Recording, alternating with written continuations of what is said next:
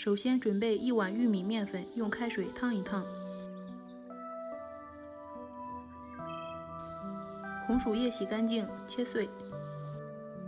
加入1勺盐，用力抓出红薯叶里面的水分。再加入适量的食用油，加入小麦面粉，揉成团即可。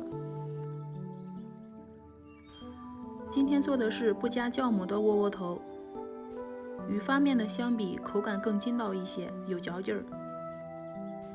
做好之后先放到一边，接下来再调一个配菜。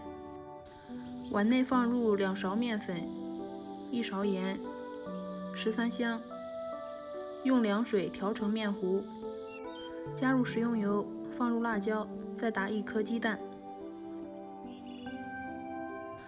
鸡蛋打散之后，加点老抽上色，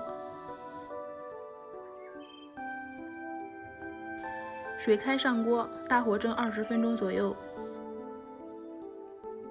玉米面红薯叶窝窝头做法简单又好吃，这个红薯叶现在特别难找，跑了好几个地方才找了那么一丢丢。